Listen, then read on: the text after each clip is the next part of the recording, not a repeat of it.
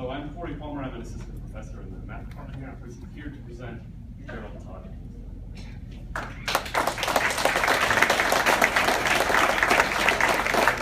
don't think Gerald on the spot too much here, but it looks like he had some interesting things happen since the last time I saw him. Okay, I won't. So Gerald's graduating today with a master's degree in mathematical science, of course, and his specialty was combinatorics and optimization. Gerald comes to us from Bakersfield, California originally. He was an undergraduate in Alaska, and I like to think that he sort of settled on Montana as a compromise between those two places. I actually checked on a map, though, halfway between is like well into Canada. Gerald started here in fall 2014, and it's going to be great because he's going to continue with us in the fall in the PhD program.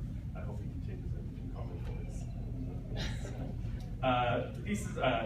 So Gerald wrote his thesis under Jenny McNulty. The title was, I have to read this, Automorphisms and the Fixing Number of Dowling Geometries, which is a mouthful.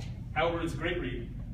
Gerald's a great writer, and you may not be aware, writing is extremely important in mathematics. I mean, we do solve these problems, but you have to communicate them, and how else? You do it through writing.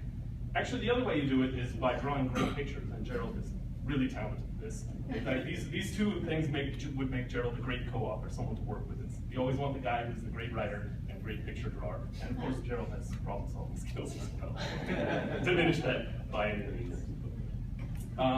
I'd also like to mention that Gerald won our Graduate Student Distinguished Teaching Award for this fall, and this goes to graduate students who do extraordinary teaching in our department. As has been sort of hinted at before, graduate students really are sort of the lifeblood of a math department. They both take courses and they teach courses. This is something sort of no one else does in the department. And not only do they teach courses, they're often the first point of contact for our undergraduates. So that's the first time they see many of their courses, and those are the people that turn them on to becoming math teachers oftentimes. And Gerald really is superbly skilled at this. His evaluations are incredible, and he's really dedicated to the art of teaching. In fact, that's another reason I'm really happy he's coming back for the fall, because we're going to have him teach more. Anyway, so yeah, he knows plans for the future. So congratulations very much to you, Gerald, and I'll save the hug for when you get to the PhD.